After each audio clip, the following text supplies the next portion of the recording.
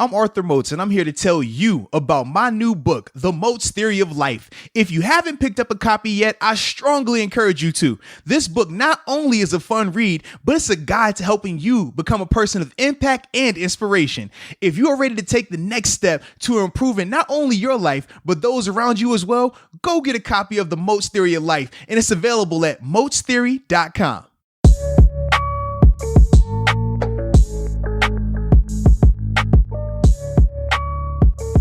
What's up? It's the Arthur Moats Experience with Deke. I'm Arthur Moats, and that's my main man, Deke. It's good, man. I'm just a little surprised by you, man. You had this strong jersey flannel energy going for like the past couple of weeks. You said this is your new look. You had been reinvented. You know what I mean? Remade. A new Deke. Quarantine Deke. Coronavirus version of Deke. And then you come in here today. Little Henley shirt, little Jordan sweats, like no ripped jeans. Are the people in the comment section getting to you? Because I've seen some people comment a lot about your ripped jeans, and I never wear ripped jeans on camera. I'm a ripped jean guy, so I don't really care. I'm fashion, but I wear a lot of sweatpants, shorts, stuff like that. And I was like, dang, they never talk about my outfit. So is it that are the people getting the Deke? Is that what's going on here, Deke? Because I've never seen you come in here after you talked about, your outfit so much that you go from a Sid the Kid jersey to this. Like, I mean, I understand it's comfortable. It's super comfortable. I'm really comfortable right now. But I'm just like, dang, Deke, like, don't let these people get to you, man. No, that's not the case. Sure? You're reading way too much into it. I mean, because they said these comments frequently, and now they've seen a whole wardrobe change. No, dude. That'd be like if I came in here with a suit and tie on. You know what I mean? Like just out the blue. Like, no, to be honest with you, here's what happened. I was about to throw the black jeans on. But then I was like, wait, I wore those last podcast, to be honest with you. So, yeah, this quarantine thing's killing me because I got rid of a bunch of shit. Mm-hmm. And I'm like, I don't know how many. I might have 3 jeans right now. I don't have a strong rotation because I was about to go out before this coronavirus stuff happened and get maybe a couple more pair of jeans.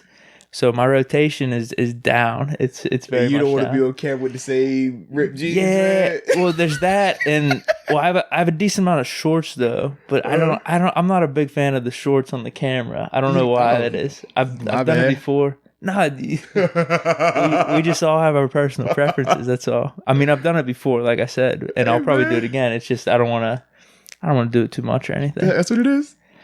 I just want to make sure these people aren't getting to you, man. Come on, man. I mean, because I love the fact they support the show. I love the fact they tune into the show.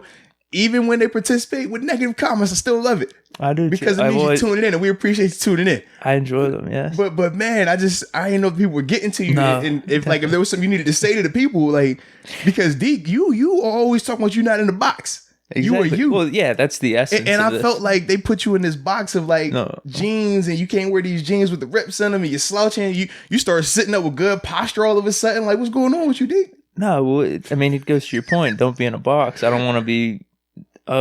He's gonna wear this every time. The flannel and the jersey. Deke, you don't want to do the same thing every time. Deke doesn't let the comments get to him to the point where he didn't change the whole wardrobe. He sits up. He like he's in body posture class right now. Like, this is crazy. Dude, no way. This is crazy. What's going on with you, I think if someone was grading my posture, it'd be a D right now. No, you're trying to slouch down as the conversation goes on. You're getting a little self-conscious about it, man. I just want to know, all these people getting to you, Deke. Don't let them get to you, man. Come on, dude. Nah. I don't even think you believe what you're saying right now. I'm just saying, bro. Like you had ripped jeans for the past how many episodes, flannel on the jersey, and now you come in here, Air Jordan sweats, Henley top, like just the whole complete change. I've worn sweats though too throughout. Nah, I'm saying, bro, that's not the look you've been going with. You told me, you looked at me. I said, look, man, this is my new look. I'd have found this me jersey. I said, all right, bet. And then it's just comment after. I mean, it is my look. And now I'm saying, I just want to make sure that you're all right, man. I think I'm gonna rock some heat next week, but I'm taking a page out of your book. You don't want to do everything right now. Mm-hmm. It's a long-term thing, man. So like, for me, man. Well, I guess you did hit on a little with your wardrobe. You said I only got a couple pair of this, couple pair of that. We're a little different. We're a little different in that regard. So I think that's You know what I mean? Well, dude, like I said, I was about to go out and grab some new heat, but this quarantine thing's killing me. Hey, man, but you know they got online shopping, man. Yeah, nah, jeans, that's a different thing, though, dude. Serious? you can't mess with jeans online. I've bought if I have probably 20 pair of jeans, I probably bought 16 of them online. It's all different. They're all different, dude. Probably 16 of them online. No. Bro. What I mean is like a size at this shop, or even it could be the same shop. It's just a different season. Okay. The same that size that you want. It could just be different. It's like shoes too. Very true. Well, see, with my shoes, I never had an issue with shoes, but with my jeans, I don't know, but for me, any pair of jeans I buy, I'm going to a tailor afterwards.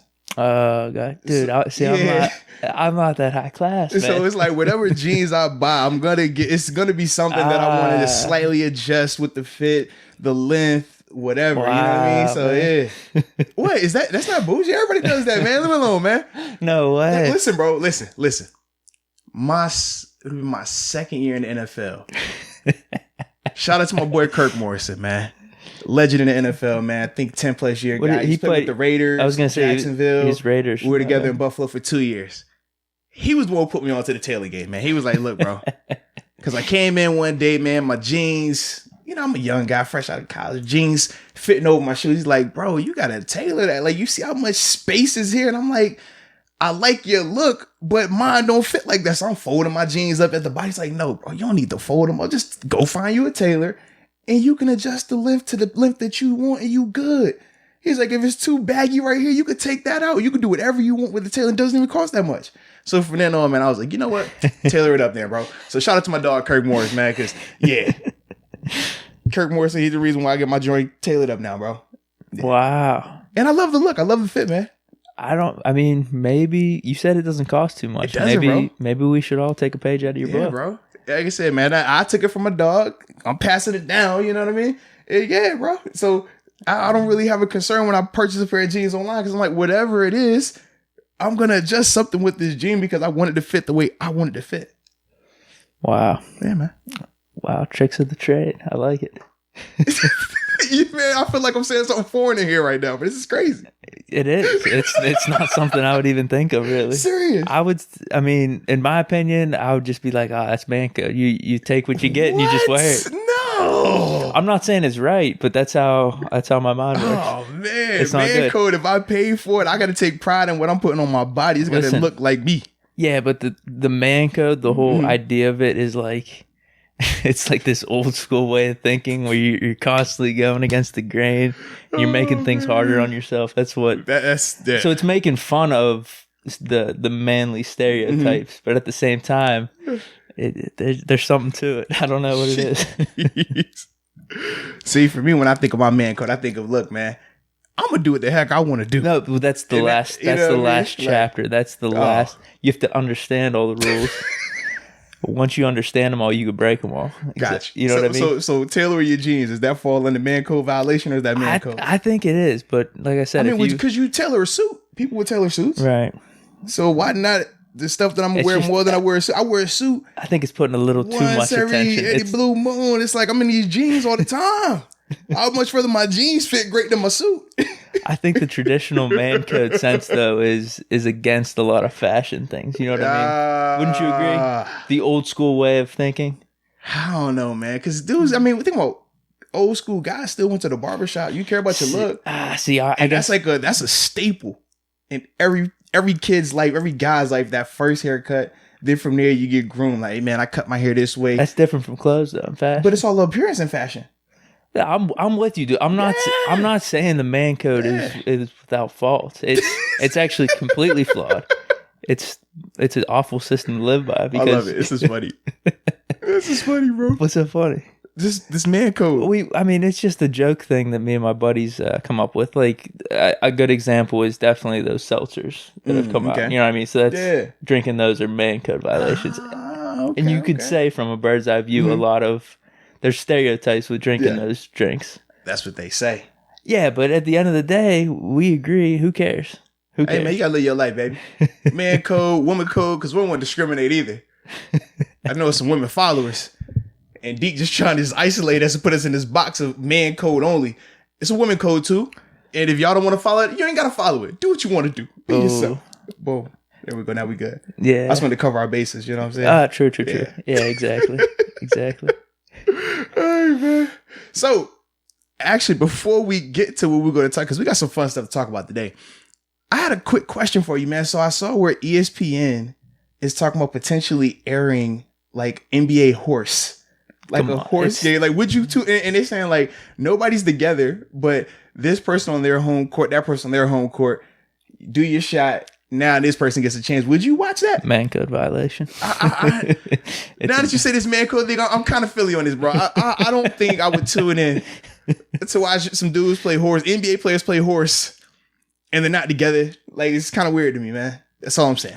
No, yeah, I think it's just trying way too hard. Like, I like the video game tournament they got going on right now with the NBA players playing NBA 2K, but they're not even using the teams they play for. Just like, I don't know how they selected the teams, but I like that. That's cool. Mm-hmm.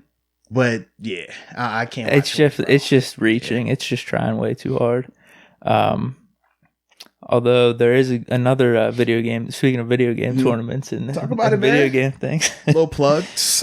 Well, we got some stuff cooking on our end. Talk about it, man. Don't you be. You talk that talk, man. You talk that talk. Talk to him, Deke. Talk to him.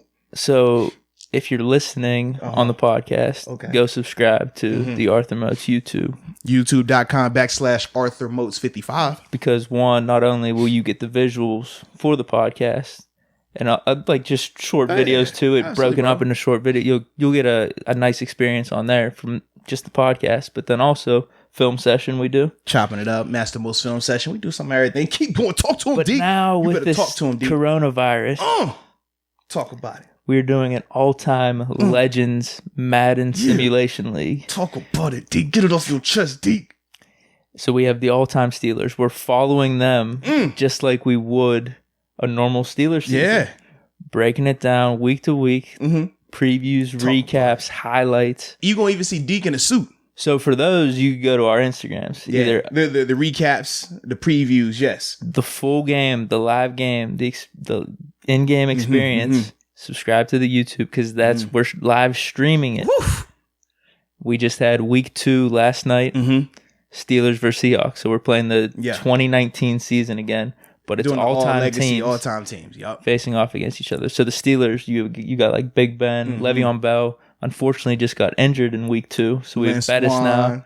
Lynn Swan, Hines Ward, AB's back on the squad. Jack Lambert, Joe Green, Rod Woodson. You name them, they're there. So we're going through a journey with this squad. And so subscribe and just stay tuned with that because it's awesome. It's a lot of fun. It feels like a real game. And the thing, too, that I like is not only for the diehard Steeler fans, but the diehard like football fans, the historians of the game. Some of the names on these rosters, it brings back memories. You're like, oh man, that's this dude. Oh, I remember hearing about that guy. The Seahawks, they had Boz, like Brian Boswell, like the Bosworth. Yeah. Excuse me, Bosworth. Yeah, not Boswell. That's our guy. But we always call him Boz. But yeah, they had like him, Kenny Easy, like all these type of dudes that you remember watching growing up or hearing about growing up, legendary guys. So I think that's cool to just see that blend of a roster together. It's sweet having them. Yeah, you're right. All on the same team and playing out a season together as a team together, as opposed to, well, I was inspired from Bleacher Report because they're doing a tournament, which is awesome too, where they're taking the all-time teams and they're just doing a 32-team tournament and the Final Four and champion, but that's about it. So I was like, man, take this to the next level. Why don't we do a full season of it? We have the storylines, the drama, the injuries, the stats, the league leaders. Right now, it's how they doing? Oh man, dude. What happened? You all right? No, I'm not. What's going on? Get it off your chest, man. How the legacy team Steelers been doing lately? We have the best team in the league. Not even close. Us and the Cowboys. Yeah, it's not even close. The best 2 teams, and we're 0-2 right now. Wow. What's going? Is it like defense struggling? I think play calling. That's kind of. Well, I know typically like when I watch football, even when I played, we always talked about the turnover battle.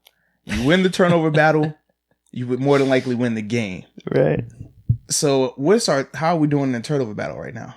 I think we had 4 turnovers the first game against the Patriots.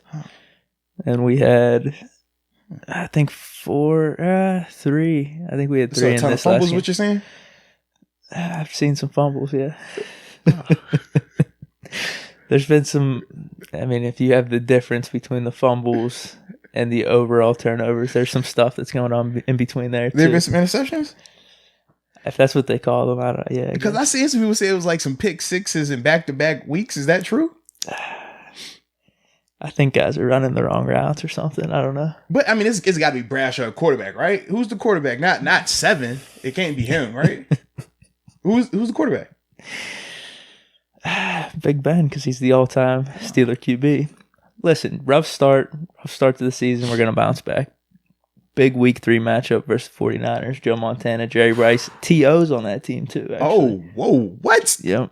That is, man, that's crazy. That's a big matchup. That's crazy. I like it, though. Yeah. I like it. So we'll be streaming that soon. So subscribe to YouTube. Stay tuned. I did have a question. Are you going to like post videos of the updated season stats? Because I haven't seen that just yet. For the Steelers or league leaders? Like the Steelers in particular.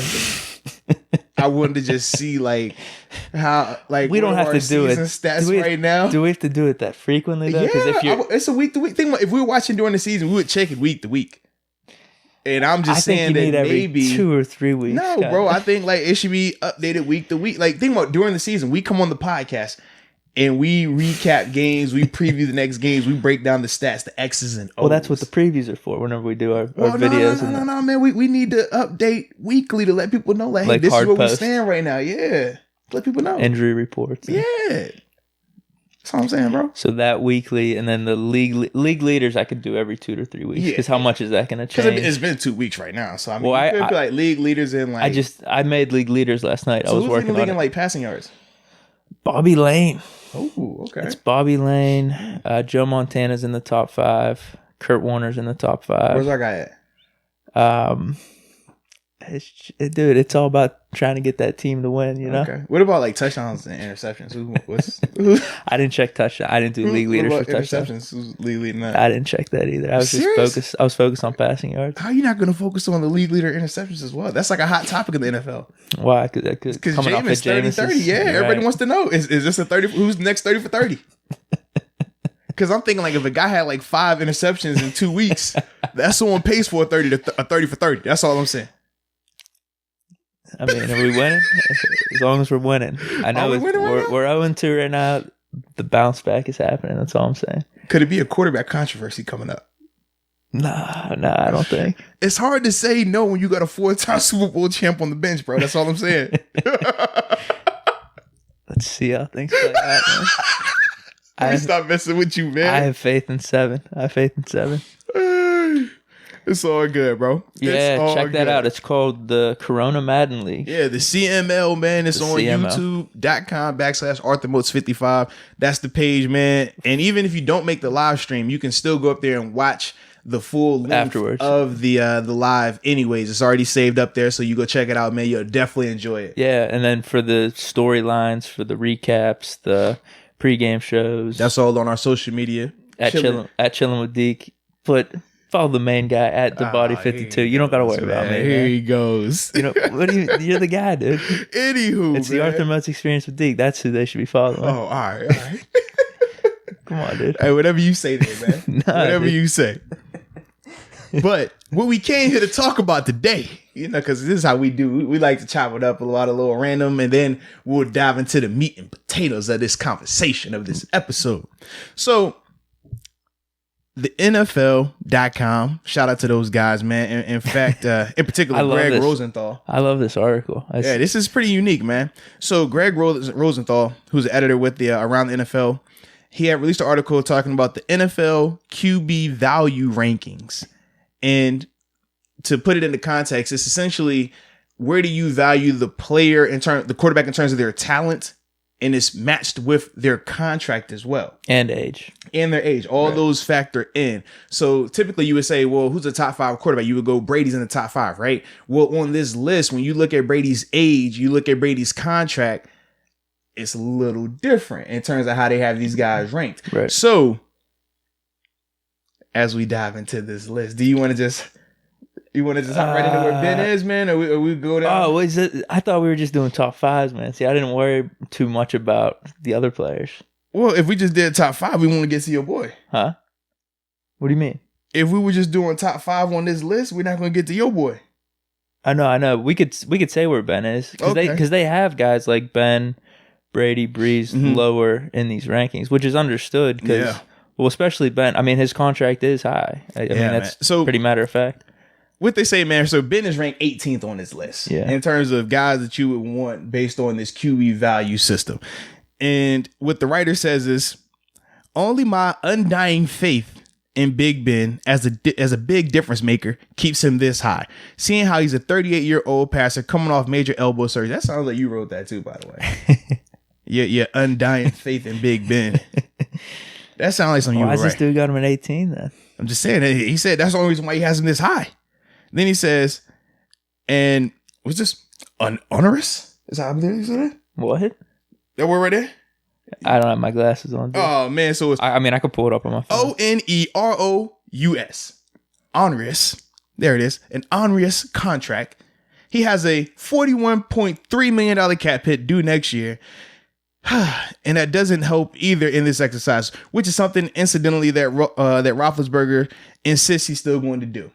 Mm-hmm. So the biggest thing that he's saying is, man, the fact that Ben's coming off the elbow surgery, the fact that Ben has a cap hit next season of $41.3 million is the only reason why, and his undying faith that Ben is going to bounce back next year is the only reason why Ben is even at 18, meaning that he probably would have had been a lot lower if he didn't have this Deke-like faith. That's what we'll call it, Deke-like faith. Now, when we look at the guys that is ahead of him, yes, number 1 on the list is Patrick Mahomes. And I think that's pretty simple to understand, man. He says the easiest player to rank on this list. It isn't a problem that Mahomes may ask for $50 million per season because he's worth it, and all great quarterbacks remain underpaid relative to their value. Not since Dan Marino has a QB put together consciousness expanding seasons to start a career like this. There's every reason to believe Mahomes can get better. Consciousness expanding. Yeah. What the hell does that mean? Hey, man, you see, I'm trying to read. I'm like, what the heck? Don't even sound right, but all right. I guess it's just making you rethink the quarterback position, how much you need to pay him. I don't know. Well, and the fact that he's still on a rookie deal right now on top of that, and he's just elitely talented, man, is producing, is playing up to his talent level. Clear cut why he's number 1. Yeah. Number 2 on the list, though, Lamar Jackson says DaCosta knows what a unique opportunity the Ravens have. The draft will be key in buttressing. You see, this is crazy.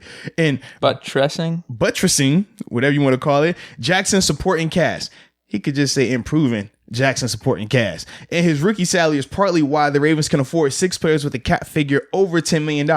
How Jackson follows up his MVP season will be one of the stories of 2020. He's already proven to be an expert problem solver. How you feel about that? Lamar at 2? I mean, no. He's already proven to be an expert problem solver. Lamar Jackson? That's what he said, bro. Dude, I got nothing against Lamar Jackson. Okay, because I thought you were always saying like, man, I don't believe that.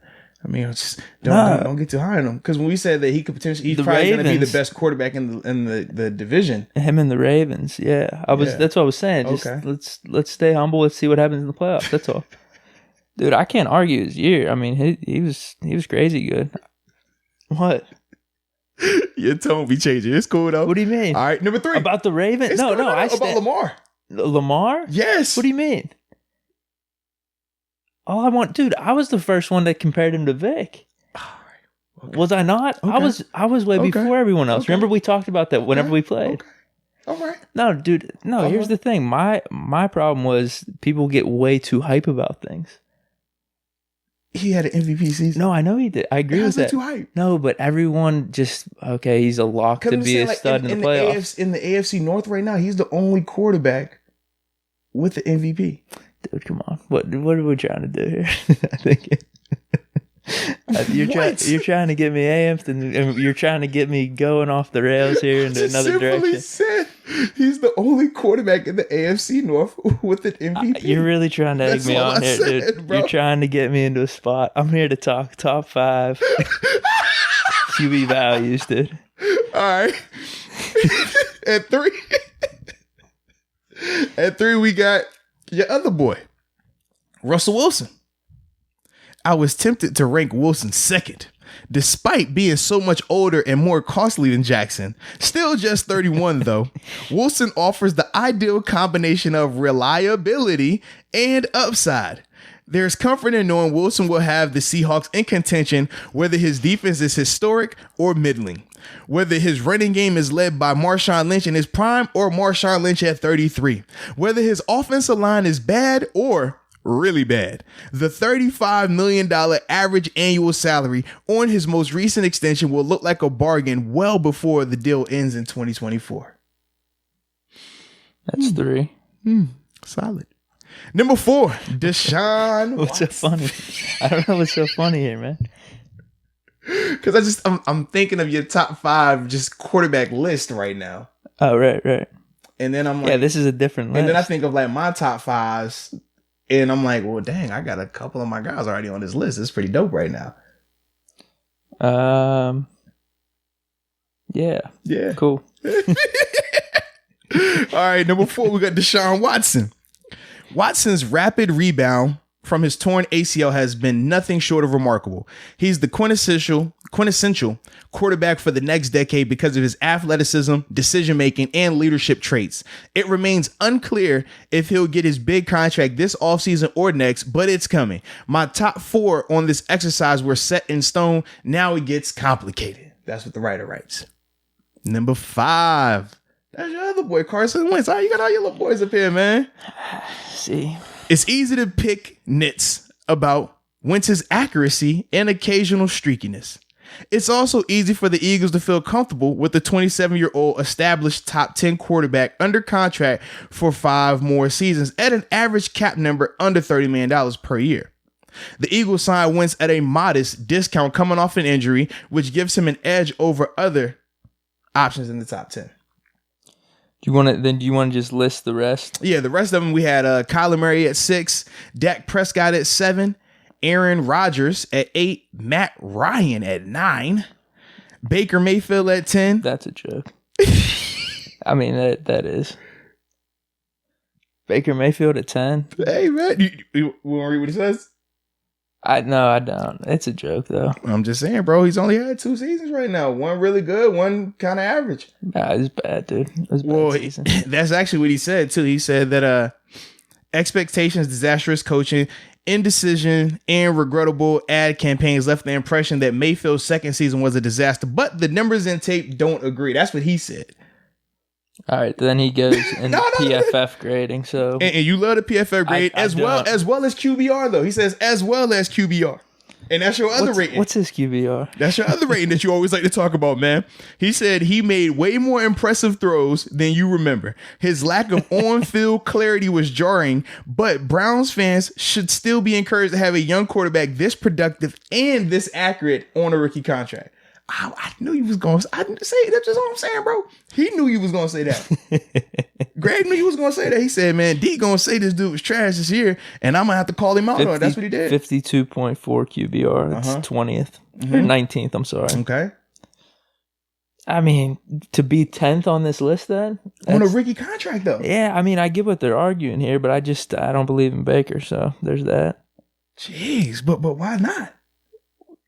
Why not? You see what he said? He just called you out. Why not? I don't think he's the guy you want leading your team. Right now, I will see if he cleans up his act, but he's kind of all over the place. In what regard, though?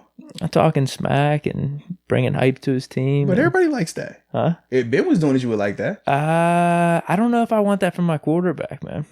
But why? Why put the quarterback in the box? I agree with you on that, too.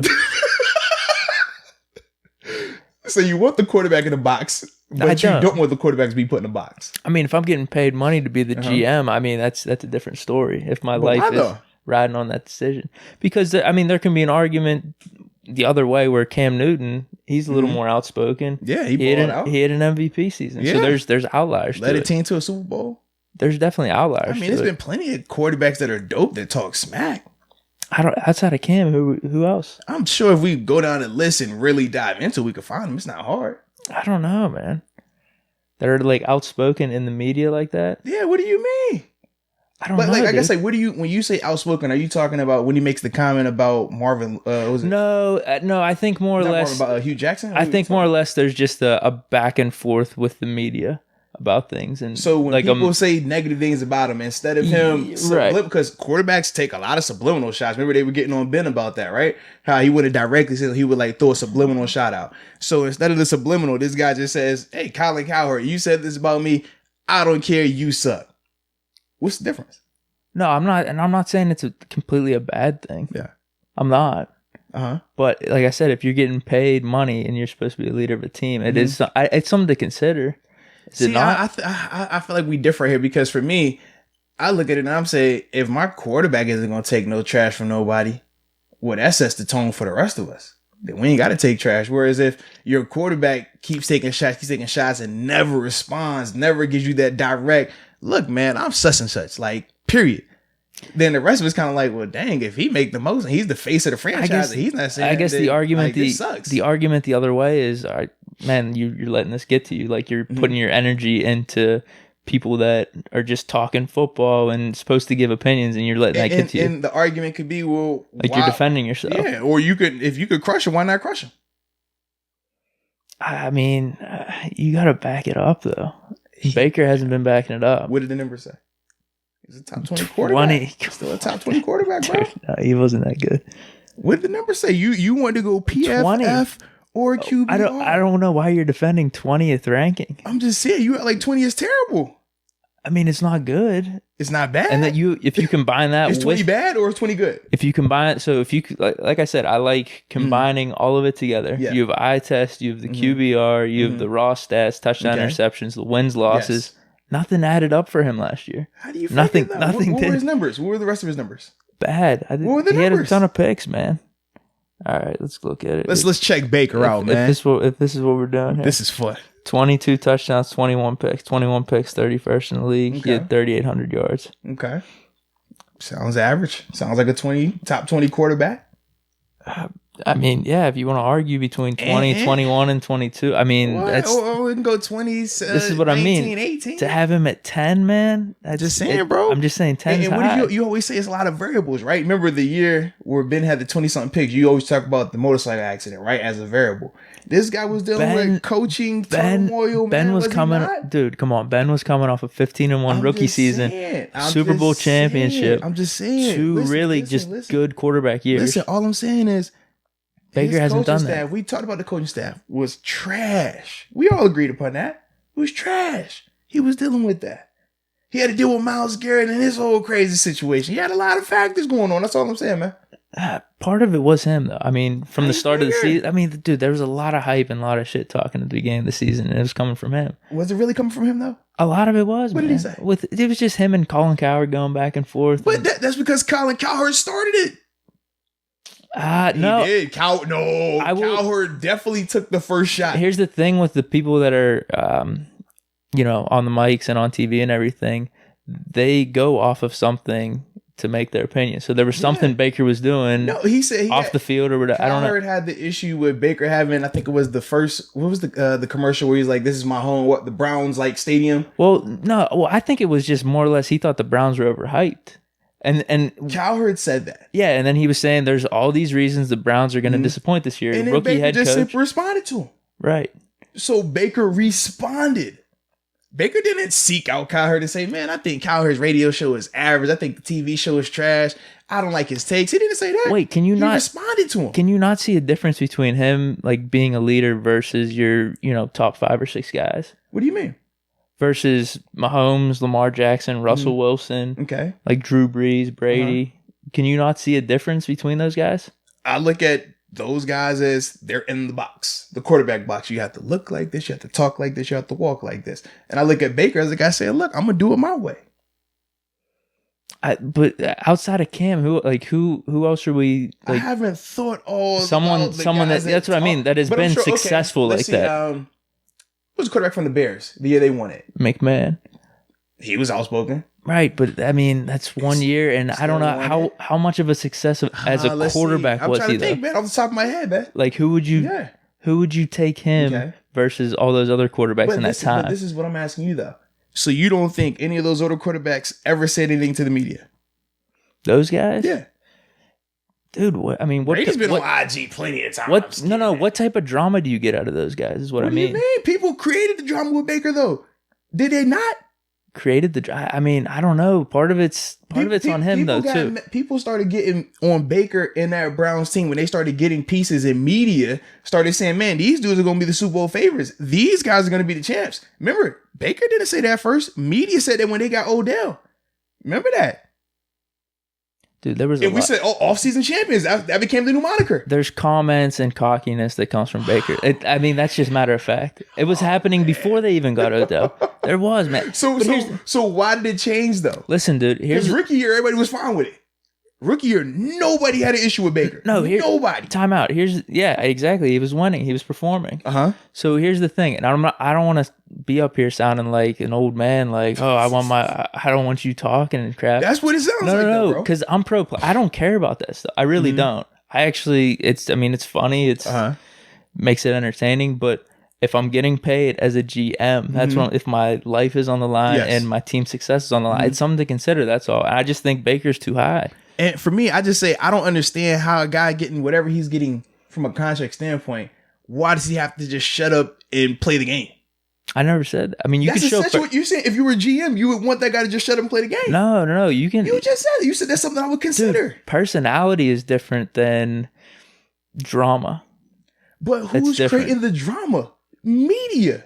I don't know, man. There's got to be a reason for it, though. Media. If they find out anything, they're going to spill it and make... Man, we talked to Zach Banner about that. Remember? Zach came in and said, man, a lot of times, man, with the media dudes, if they need to create something for ratings, they're going to say something crazy. True.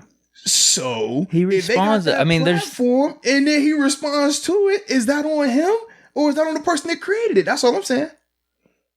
I mean, it's both. I mean, you're both at play. I feel like it goes more to the instigator, not the person that's responding. You think? I personally do. If I smack you and then you respond back by hitting me, but there's I call foul and say, man, Deke's too aggressive, man, he's crazy, dude? Would that be right? It's matter of fact, though, Baker, I mean, he has said stuff, and there has been situations he's been in that haven't been optimal. That's just matter of fact. And all I'm saying is, have they all been caused by him? I feel like a lot of times when we try to put labels on people, a lot of it might not be that person, but because the media makes it like that, we all just jump on that train. That's all I'm saying. Okay. I mean, dude, I'm not worried about it. I have nothing against Baker, actually. I really don't. I mean, I like the confidence. But you talking about both sides right now. 1 minute you say I like it. Next you say if I was a GM, I wouldn't like it. If I'm a GM, exactly. If I'm a GM, so you would change who you are if you were a GM? No, I would consider it though. But why though? Because that type of stuff can ruin locker rooms or teams. How you figure though? From the outside looking in, that's kind of. I mean, T.O. is an example. And I felt like with the T.O. situation, a lot of media was getting in that. Right. Dude, this is all I know, though. Yeah. This is all I know. This is what's being told to me. All I'm saying is I've been in locker rooms with super cocky guys, super humble guys. If you bowling, you bowling. Well, and you've said before, as long as you're consistent with it. Yeah, be consistent. As long as I know, hey, that's how he is, we're good. But you have said before, if there is stuff going on off the field or players are making comments, there's controversy or drama, then you got to respond to that. This is my thing. No, so this is when I said that, this is what I was talking about. If you're acting crazy, you're saying crazy stuff, but when they come in here to talk to you, you run away from the locker room, you run away from the reporters, and you don't talk, and I got to respond, that sucks. Yes. But when has Baker ever shied away from the mic? When they come, if Baker say something, when they come in there, Baker's going to sit there and have that conversation and answer for himself. The issue is, if you do things and I got to answer for your actions because you'll do something or say something and then won't show up when it's time for media availability, that's an issue. That's where you create that drama inside the locker room. That's how it starts. If you go up there and you can say whatever you want to say. If you go up there and back it up when they come in here to talk and you sit there and answer every question for it, well, cool, we good. But if you not going to sit here and answer to your actions and some of the things you said, and I got to sit here and play your lawyer, I got to play your lawyer in defense for you, that's the issue. Got you. And with Baker, that's not the case. Baker, if he says something or does something, he's going to come in that locker room, because we've seen it numerous times, and then have the conversation. What about creating unnecessary, headlines or stories for the other team to get motivated, or even just overhyping your own team, because Freddie Kitchens did that. Listen, I'll say this to that though. The safe bet is always to undersell and overperform, right? Oh man, we're just all right. We're kind of cool. But at the same time, that bulletin board material stuff, man, that probably lasts for a couple series at best. And after that, bro, it's football. Like, it's been plenty of times teams might have said something. Matter of fact, I think why was Jarvis Landry pissed at Freddie Kitchens for wearing that shirt then before the game against us? Because they lost? No. What? I guarantee you, if they would have won,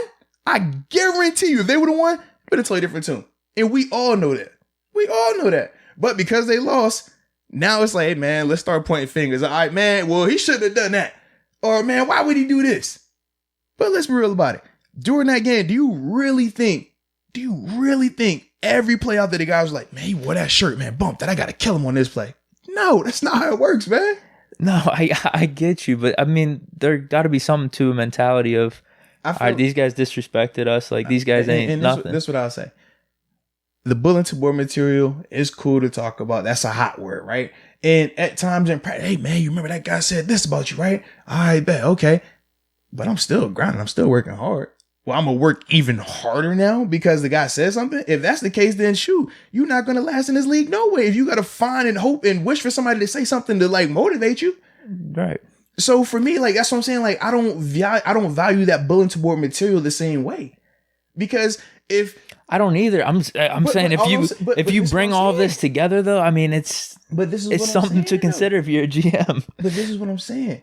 If you put a team together that's playing the right way and working hard regardless, you can say whatever you want to say. I don't care if you're going out there and balling. Shoot, we saw that with the Ravens this year. They ain't just get to the playoffs and start talking smack. I know you want to say that, right? Oh, man, they got to stay humble. They were doing that all season. Big trust. I didn't like that. That was all season, but they were kicking butt. So it didn't matter what you liked because they were kicking butt. And you think any team that was going to play them was, man, we got to get extra motivated and we're really going to get them. Nah, it don't matter. When you nice, it don't matter what the other person says. It don't matter if it takes me saying big trust for you to get motivated. I'm gonna kick your butt anyways. So if you, what I'm saying is, if you combine all of that though, just maybe the little bit that could help another team win or gain an advantage or destroy your own team, add that to, like you said, the winning or the stats or the performance. And Baker's performance isn't even there where it would overtake all that other stuff. All I'm simply saying is, bro, I feel like media and people, it is overhyped. Fans, you overhype it. It is completely overhyped. So if it's overhyped, then why am I going to hold value in that if I'm a GM? Because the performance ain't backing it up either. Like this year, it was a down year compared to the year he had last year. Right. Correct. Yeah, because a lot of people would put Baker probably in the top 15, top 12 after his rookie year. Yes. Like, who am I going to start my franchise around? Yeah. People would have him in that conversation. But just because he took a step back doesn't mean, man, you talk too much, you got to stop. No. That just means get in the lab, fix your stuff, and go on about your business. That's how I look at it. No, I agree. I don't care about that. Like I said, dude, I really don't. You say that, but then you say if you was a GM, you would care. It's just something to consider. That's all. For me, man, if I'm a GM, I'm gonna be the same person I am now. In terms of, man, look, whatever it takes for you to get motivated to play. Think about Ocho Cinco, right? You remember Ocho Cinco? He would talk crazy trash, right? You know what he said? He said the reason I talk trash is because it puts the pressure on me to go out there and perform. He said if I don't have that pressure on me, I'm not going to go do my job the way I need to do it. So I'm going to talk crazy trash. He had the checklist of I got that cornerback this week. I'm going to toast him. I'm going to get that guy. I remember that. Yeah. So Baker, I'm not saying Baker is like that, but he could feel the same way. Look, man, I play better with pressure on me. We saw even at Oklahoma, run with the flag. Like, he know, okay, if I put pressure on me, it's going to make me have to lock in. He could be that type of guy. But it's a hard fall when that type of stuff happens, though. Think of with Chad Ochocinco. Like, you get your highs. Yeah. But you go low. And that's even as a team, because your team, I feel like your team feels that to some extent at least. You do to an extent, but I feel like it gets blown out of proportion. I agree with you on that though, but still, so there's something. I mean, it affects the team as opposed to staying steady Eddie. Why should it matter then?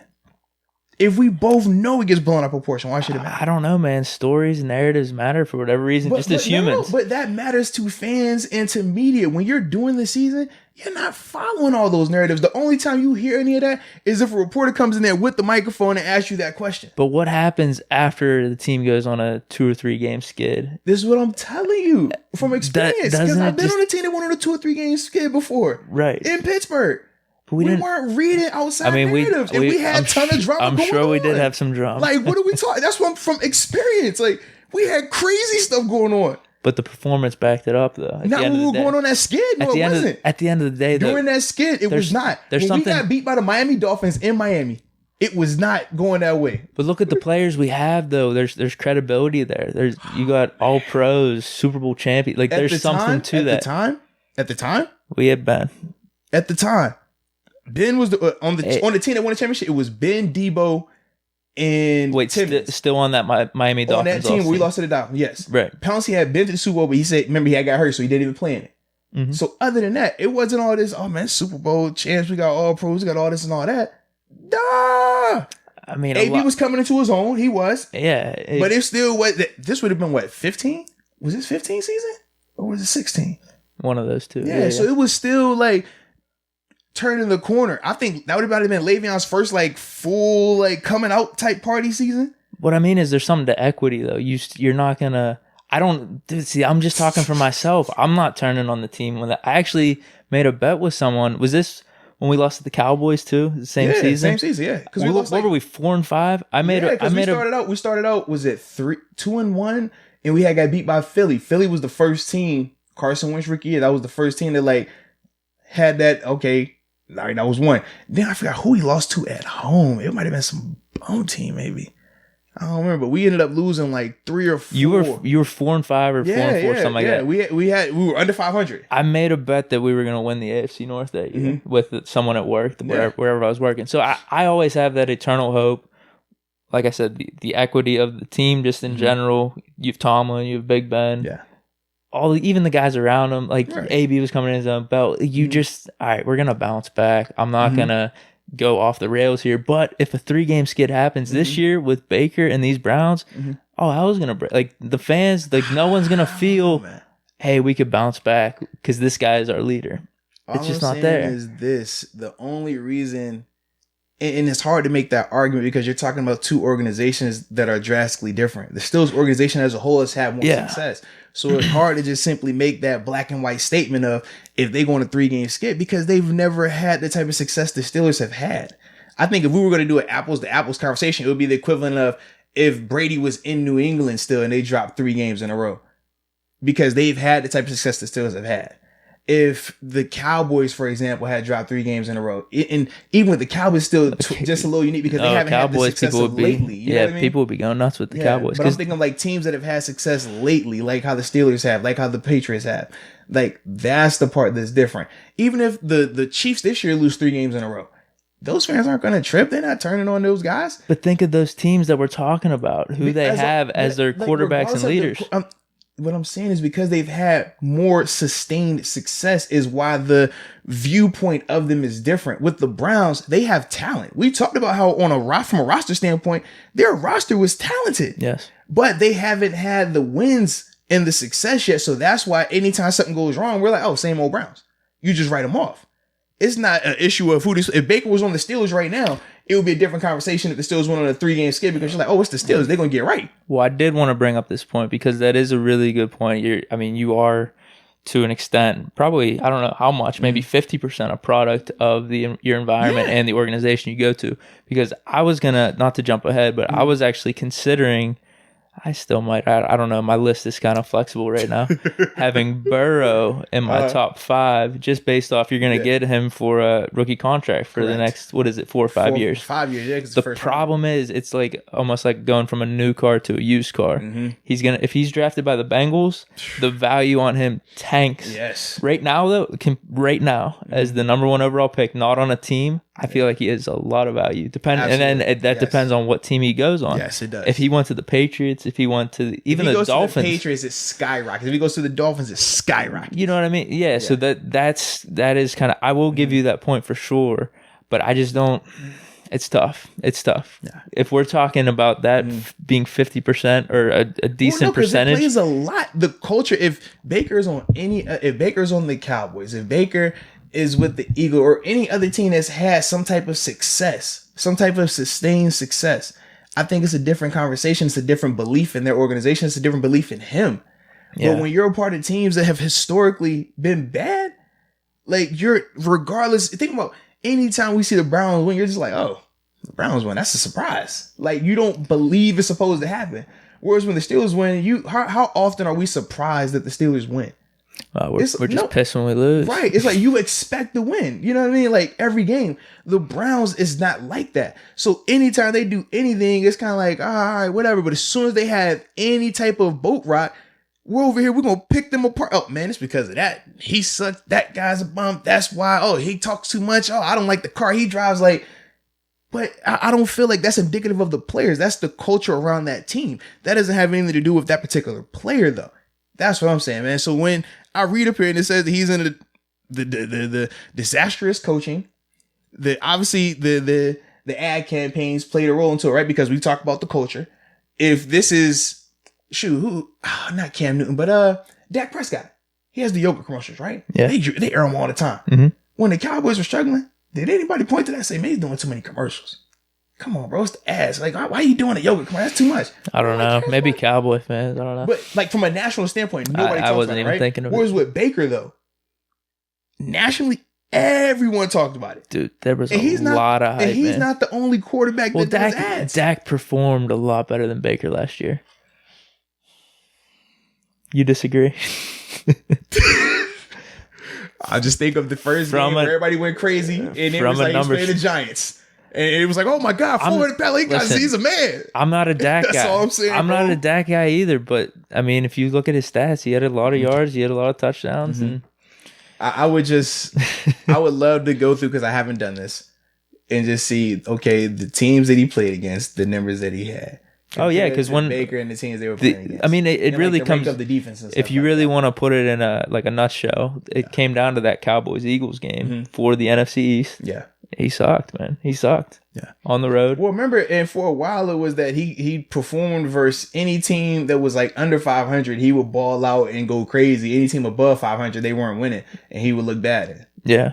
And I'm not a Dak guy, dude. You brought him up though. That's the only reason I said that. But you brought up the commercials. Because I'm saying, I'm just telling you why. Like his fantasy stats are good. That's because from a perception standpoint, though, it's like you perceive one guy as, oh, he's doing too much. He needs to chill out. Whereas the other guy, it's like, oh man, I ain't tripping on that, because his team has had more success historically. The Cowboys as a brand is a more successful franchise and brand than the Browns. Right. So your perception. So who would you take? Baker or Dak? What team though? You're just starting a blank franchise. No. If it's the Pittsburgh Steelers and I got to pick one of them, give me Baker. Really? If I had to pick one, personally. Man, that's interesting. I don't have a strong opinion on either. Because I tell you, I feel like Dak is like a poor man's Russell Wilson. He can make some of the throws, but when you look at how do you view Baker then if you're picking him over Dak? So the reason why I say Baker is because I think of Baker's situation in terms of the talent that's been around him in year 1 and year 2. Year 2, he had a lot more talent. Year 1, we talked about how it was times where that roster just is still, the defense was dope, but the offense still needed some pieces.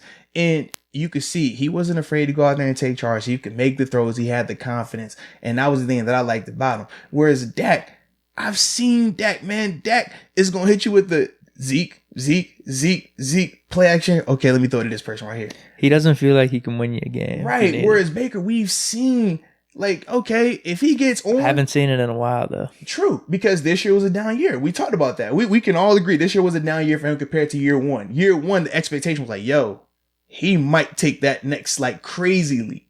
But he didn't. He took a step back. But when I look at Baker, I feel more confident that Baker could go win you a game than I do Dak saying, hey, man, Dak, we don't have Amari Cooper today. We don't have Ezekiel Elliott today. Go ahead and win it. Because we've seen what Dak looks like without Zeke. We've seen what Dak looks like without Amari Cooper. And that's all I'm saying, man. It looked real anemic, just like kind of how we felt this year. Like, dang, bro, like our quarterback, man, we need some help. Like, God, what's going on? It was bad, dude. Whereas with Baker, I've seen Baker with some weak or below average talent around him, and he still produced. I felt like this year he was a little more risky, erred on the low side of Ben a little bit in terms of being more gunslinger than scientific and going about it the right way. But for him, man, that was part of the downfall for him this season. Interesting to see what year 3 looks like, though.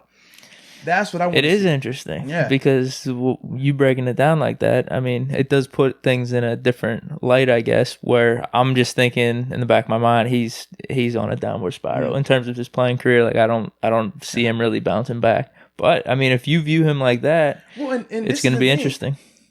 I'm more impressed by quarterbacks that do well in year 2. Just because, and this is why I was telling you I was high on Josh Allen, right? Because I said, okay, year 1, nobody knows you like that.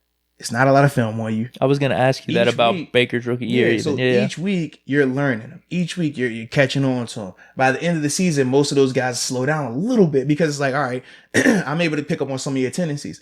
Now, year 2, coordinators have had all offseason to study you, pick up your traits, see what you did well and what you struggled against. And people, if you had a good rookie year, people are gassing you up. So now it's like, okay, how does he handle that? How is he performing that? What is he going to do to elevate his game?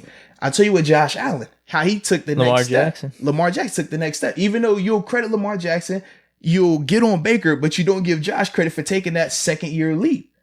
And I think that's what we always differ, because I'm like, bro, the numbers back up Josh taking that second year leap. Whereas with Baker, you saw it didn't look like he took that second year step. Like, what do we talk about whenever we discuss Josh Allen, though? I think it's whenever we're comparing him to Ben or some other top 5 QBs. You said that it was him versus Carson Wentz. No, not even that conversation. You said multiple times that you don't think Josh Allen is the guy in Buffalo. It's a question. No, I'm asking you. What's the question? That's the question. I'm asking you that question, though. Because you said you don't feel he is. I'm not feeling it. And all I'm saying is his numbers back it up. You always talk about wins, right? His wins back it up. It's a gut feel, man. It's eye test. I understand that. But all I'm saying is the it factor. All I'm saying is even your mythical it factor fourth quarter, he does all of that. What was the dude? Jeremiah. He came on. And I asked him that. I guess he thinks he's got it. All I'm saying is, in terms of quarterback evaluations, yours might be flawed because you've only experienced Ben. Oh, it's completely. I mean, you saw this year. You saw what happened this year. We went off the rails. Well, it's like for me, it's like I've seen and played with multiple quarterbacks, from Hall of Famers and Ben Roethlisberger to guys that were flash in the pan, might have played in the league for 2 weeks and was gone.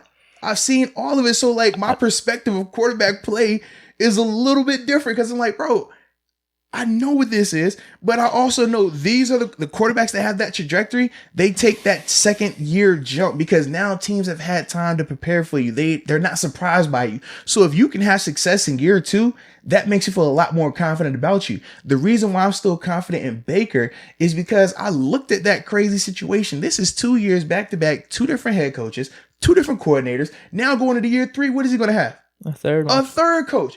I can tell you firsthand, that's my situation in Buffalo. Buffalo, man, I had a different DC 3 out of the 4 years I was there. In that 1 year where we had the same DC, we switched him midway through. It's tough to do. It's tough to adjust to the different cultures, okay, this is what we're trying to push now. This is what we want you to do now. How we had the conversation where you might be, as a GM, Deke, I don't want this guy talking that much. Me, as a GM, was like, I don't care. Say what you want to say. Those are all things he has to adjust to. That's all. I just don't think he's helping himself, because we talk about the organization. If it is 50%, okay, like maybe steer more on the side of caution. 50% from the fans' outside perspective. Once you're in that organization, you don't care about any of that 50% stuff. That's what I'm trying to tell you. Like, as we sit here and watch outside in, we hold more weight to that than when you're actually in that locker room, when you're actually a part of that team, a part of that culture. I'm sure. About that 100%. Stuff. Yeah. So it's hard to say err on the side of caution when you're in it, you're like, bro, you're supposed to be crazy confident in yourself. If you're not confident in yourself at this level, man, you're going to get ate alive. Right. So the only difference is some people are more outspoken than others. That's it. I just don't think he should be 10. I mean, we did talk about all of that. Yeah. But what I'm saying too is just the production doesn't match it for me either. That's more of it. I was bringing in the other stuff. I'm just saying from a production to back up my point. Though, from a 2-year standpoint, you talk like this dude was the absolute worst quarterback in the league. Dude, they got him at 10 though. That's kind of my thing. Because he's on a rookie contract, and he had one really good season and one average season. All right, so this will get to the root of some of what we're talking about here too. I mean, I don't even necessarily mind some of the older quarterbacks on the 1 or 2 year deals, just because then you have flexibility. It's the mid-tier, Tannehill, Cousins, some of those guys I don't like. So even the older players with bigger contracts than Baker, I would maybe have them above Baker. Okay. So maybe that's kind of my whole thinking behind it. For me, I look at it like this, man.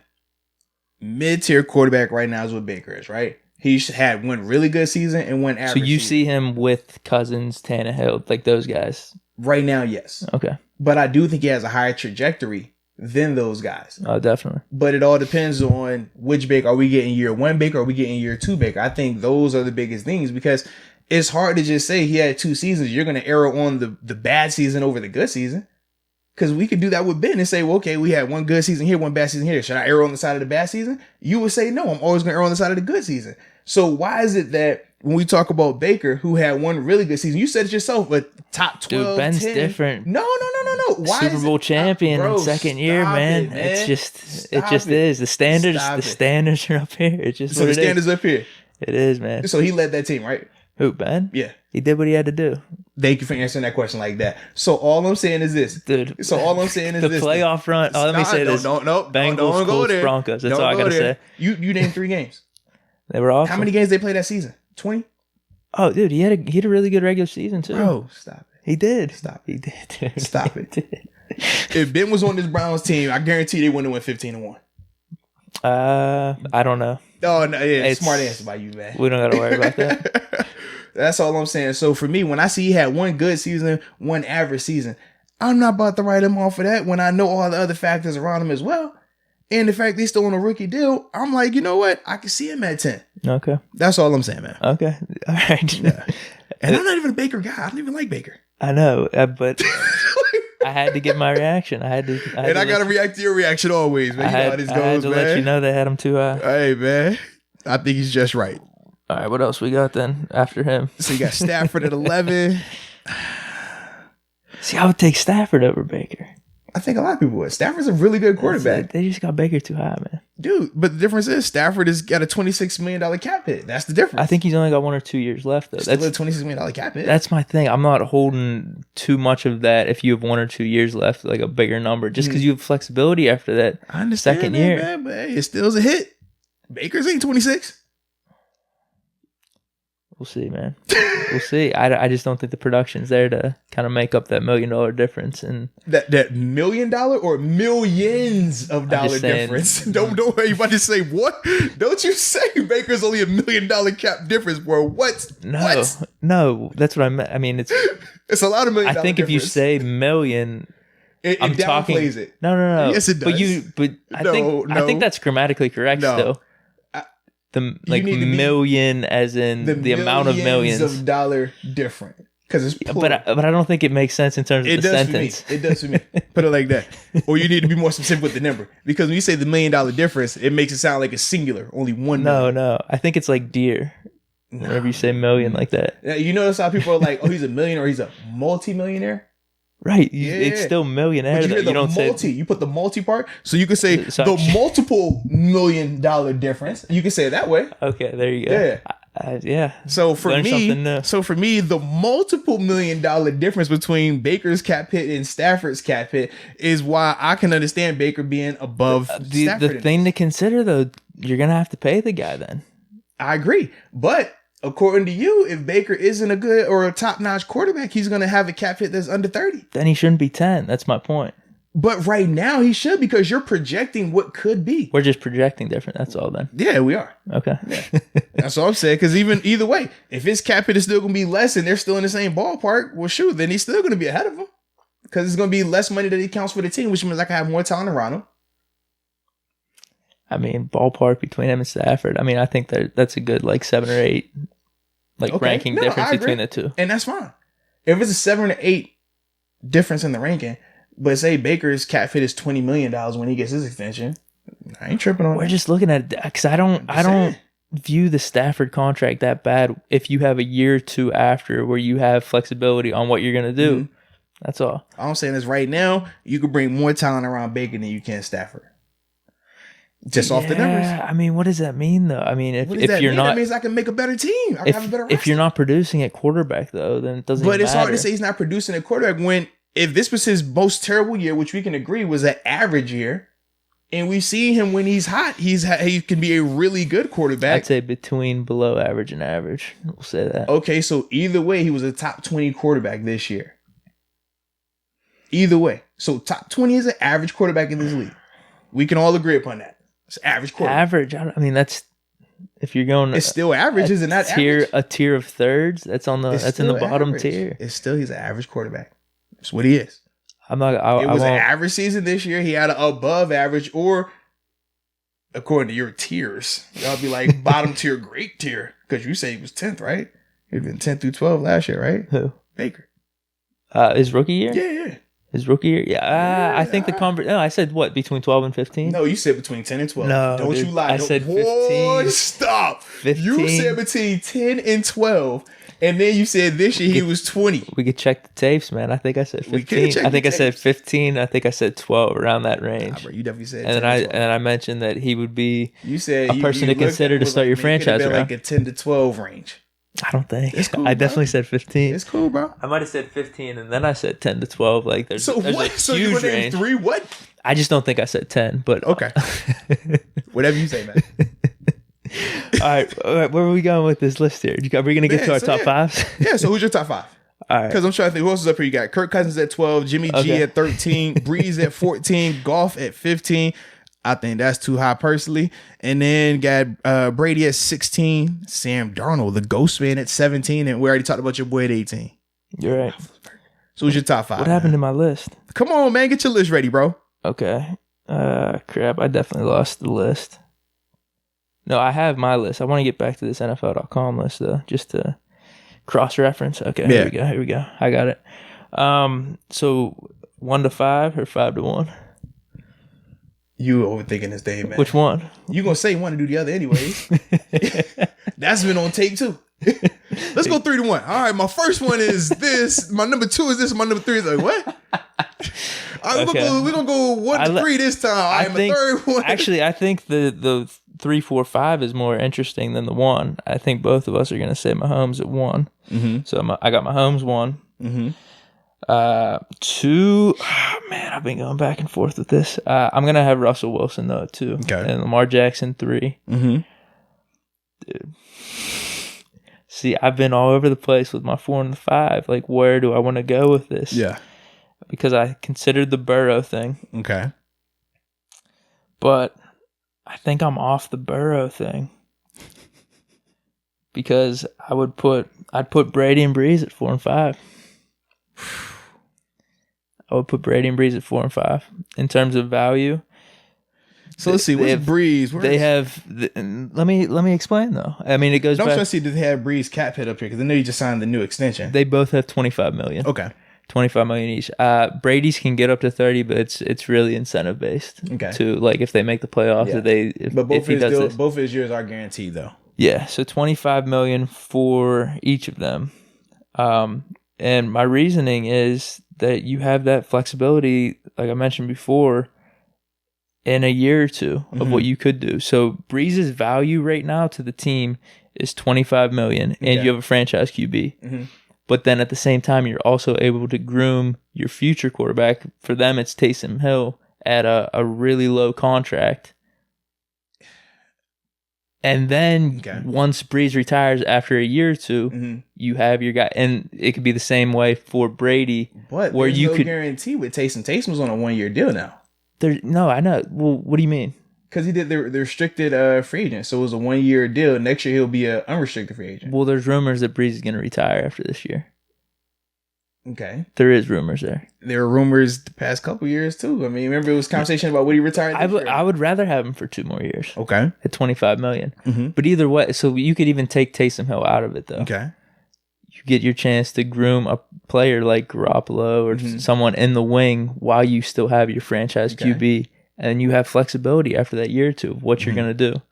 Do you like the guy that you drafted or that you have waiting in the wings? Mm-hmm.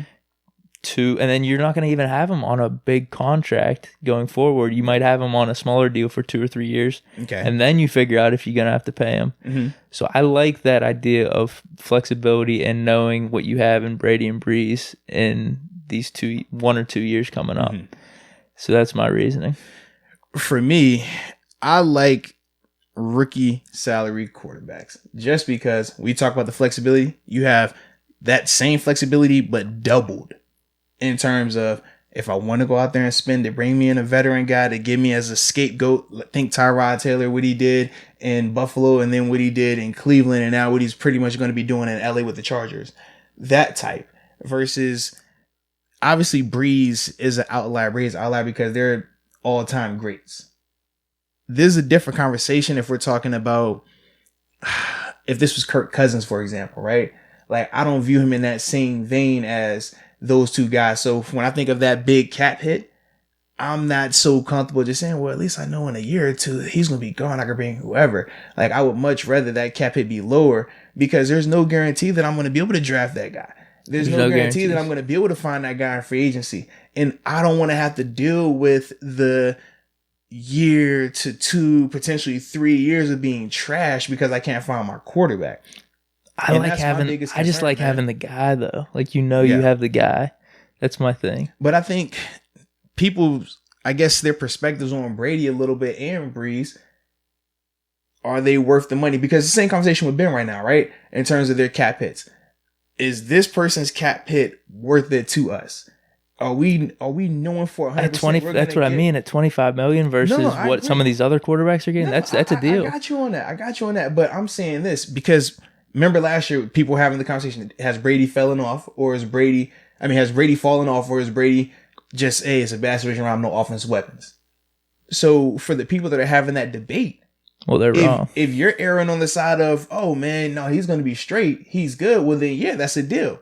For the guys who are like, nah, man, he ain't got it like that anymore, then you're paying too much for him. Well, they're wrong. That's what I'm gonna get. We all know Deke's the QB expert, man. I'm surprised you didn't have Ben as number 1 on this list, even with the $40 million hit. The contract is tough to. I mean, he's worth it, right? He is. So why should it matter? But if we're talking value and all that, he doesn't bring more value because of the rings and all that stuff, right? I mean, he will this year. I mean, I am projecting that, but for this sake, we're just gonna keep it easy here.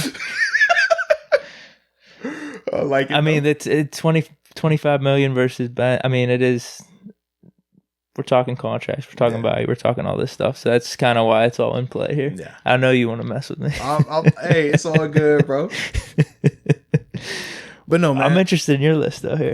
So for me, man. Wait, does my argument make sense though? Because they don't. Because they don't have those guys in the top 5 at all or anywhere close. Right. But I think this is the thing. You look at this, and when you talk about those quarterbacks, I think you view it as like you said, the next 2 years, I got flexibility. Whereas I think when they did this list, they're looking at right now. I am thinking right now, though. But how, though? 25 million? But you're already saying, like, I just think those guys are. But when I look at these guys on rookie contracts, but I think not even close to the same cap hit. Yeah, but I think Brady and Brees are worth it over that. For 25 million, even? This is my thing. So I gotta look to see what Deshaun Watson's cap hit is real quick. He's on his last year of his rookie deal this year. But this is my point. Now you got to pay him. But this is my thing. You mean to tell me that Deshaun Watson isn't in the same conversation as a Brees and Brady right now in terms of what he brings to the Texans team? Yeah, I'm not against that. No. So for me, I'm not tripping on that because even when I sign that new deal, I have him locked up for the next 5 years. But you're not paying him $25 million. Bro, right now I haven't had to pay him anything close to that though. No, right. But we're talking about going forward. But I'm saying, that's what I'm saying. Like for you, I think you're looking at when you talk Brees and Brady, the going forward element. Right now though, I am talking right now though too. But you're not because I am. 25 million is a steal for those two. But for Watson's not even getting paid that. Yeah, but now he's on his last year. But what I'm saying is he's not even getting paid that right now. So if we're talking they haven't done crap around him though. Like there's nothing. All I'm saying is right now in the present tense, he's not counting on the cap like that. So why? So I don't understand like how you make that argument because you're projecting future. We're talking right now. I'm talking right now too. I think it's 8 million. It's around 8 million for Deshaun Watson. I would take Brady or Brees at 25 over Deshaun at 8. I just would. I feel a lot better about those guys leading my team into the playoffs. Interesting. You don't think? Well, both of them won the playoffs last year, and I think all 3 of them ended at the same time. Actually, Deshaun went further. He did go further. Yes, I agree. I mean, dude, there's something. You just said it. You just said if we're going to the playoffs, I trust those guys leading my team to the playoffs. All 3 of them went to the playoffs. We can all agree that if all was equal, no contracts involved, those 3, who are you taking? Come on. No. we contracts are playing in this. No. I know they are. Contract thing. I know they are, but I'm asking you outside of contracts. Well, I mean, you told me that Deshaun got the it factor. He does, but it's not Brady or Brees. We've seen Brees kind of. No, dude. Don't. I'm not. Dude, here's the thing. Hey, you tell me. The funniest thing is we will get each other defending players we don't even like that much. I'm not a Brees guy, but come on. I'm just saying, man. He got screwed in the playoffs. Back-to-back years. What are we seeing from him? That is not on him. What are we seeing from him back-to-back years, man? Not on him. Back-to-back years. He lost to Kirk Cousins. No, actually 3 years. Oh, God, you're right. They got screwed, dude. I mean... Which game did they get screwed at? Please all of them. Go down the list. The Diggs thing, wherever they threw up the Hail Mary to him. Not really Hail Mary. He caught it and made the play. Yeah, we praised Aaron Rodgers for it. The Saints guy was just inept. That was just terrible. No, we praised Aaron Rodgers for Hail Mary touchdowns. There's a difference between it. Rodgers Hail Mary versus what happened there. That was just complete. It's a difference between a Packers player making a play for the Hail Mary versus the Saints guy completely whiffing on tackling him. Or you could have blitzed him and not given him the time to throw the ball. Come on. You know the whole thing, do your job. If that Saints guy does his job. I'm saying. Or maybe Diggs did his job better. Come on. He whiffed him. But then the no call and the Rams thing. And then he turned around and threw a pick in overtime. Which the thing is, I'm not feeling bad for the Saints or Brees, but if you're going to bring him up in this conversation about playoffs and choking. You said it. He's not a choke. He's got a Super Bowl. I feel good. I feel good about Brees or Brady over Watson. I just do. You said it. I'm just saying, man. What? Like, hey, bro, in the playoffs. Dude, I bet you if we pull... Wait, come on, dude. We just did that playoff list. Playoffs. That's all I'm saying. We just did that playoff list. And you had Breeze at 2, I think. You had Breeze at 2. And I say this. Especially this year. I feel like we all can agree that Deshaun had to do it versus the best defense out of the 3 teams. That Bills defense was better than the Titans. Wasn't close. And it was better than the Vikings. I can't believe you're using my own arguments against me now. No. Was Deshaun Watson's competition a lot tougher? We're talking about different situations. Was Deshaun Watson situation tougher? He had to go against the Bills defense, whereas Breeze was going against the Vikings defense. He got worked in the head-to-head. I mean, you don't even believe in the Titans. The Bills, I told people about the Bills, though. What did you tell them? I told them they were one and done. So, I mean, they blew it. No, they didn't blow it. They played against Deshaun. You said Deshaun got the it factor. It was a combo. You said he's able to do certain things, right? Just take over the game. He clutch, all that. Went to overtime, so they couldn't have been that bad because it was an overtime game. So, let's be real about it. It wasn't like the Ravens. The Ravens got blasted. Though. They blew it. All I'm saying is, how could you blow it if you suck anyways, right? I said they were one and done. They were a good team, but they were going to be one and done. It was one and done anyway. So the fact they was up 16-0, whoa, they exceeded expectations right there. They were exceeding mine. They were shocking. So they're fine then. They were playing with house money. That's what I mean. They're not as good of a team as you're projecting here. All I'm saying is the numbers back it up that they're a good team compared to the Titans. Dude, just tell me, would Breeze and Brady versus Watson going into the playoffs? You're taking Breeze or Brady. So out of those 3, who won a playoff game this year? Yeah, and who had to play against the tougher competition? I don't care about that, dude. If we're doing rankings right now, you don't care about it. No, what I do care about is who Breeze is and Brady is. Those are legends. They're legends. Cool, legends, cool. But what are they right now? What did they do in the playoffs this year? Breeze had a really good season last year. No. But if you look at his numbers, the past 2 years, Breeze lights it up, and then he hits a little. Come on, man.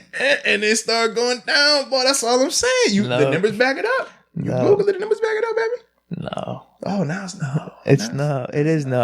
I'm sure it's not as bad as you're making it seem. I'm just saying. I'm sure it's not. Just saying. I don't even want to look it up because I'm taking Brady or Breeze over Watson. It's just how it is. I'm saying is one of those 3 playoff games. So that's the thing. So that's the question: is Brady and for a lot less money, Brady or Breeze versus Watson? If I can get Deshaun Watson and he's counting for $8 million, that's what I mean. Right so now, you're give me Deshaun. All right, but that's what I'm saying. Without the contracts, you would take the other 2. He's $8 million. But the contracts play a factor. I can't say without the contract. Contracts play a factor. They are a factor. And what I'm saying is I would take those 2 at 25 versus Deshaun Watson's 8. That's just how it is. Hey, man. And you're going to have to... So you can't just completely factor in right now either. Okay. Because it is going forward. And then you're going to have to pay Deshaun Watson like 35, 38 million. So check me out, right? So say you have to pay him, which you will, whether it's this offseason or next offseason, which is fine. I have my guy. Proven. Next 5 years. Whereas with Brady and Brees, they're going to count for 25 this year. And you hope that one of them stays around next year because we already said that rumors say Brady might retire. Brady definitely will. Okay. He's going to play 3 more, actually. Okay, but we're hoping that it's of that high quality, correct? That's what we're hoping. I think he will. Because a lot of this is projecting. Right, so I'm telling you those guys are going to be good. Whereas Deshaun is going to be coming into his prime. Dude, Texans are looking bad, though. Well, we said that last year, and then they made some trades, made some moves, and then they were a playoff team that won a game in the playoffs, hosted a playoff game. Wait, who's saying they were going to be bad? People were saying that last year. I didn't really think too much of them, to be honest with you. Yeah, you never do. You only think of the Steelers.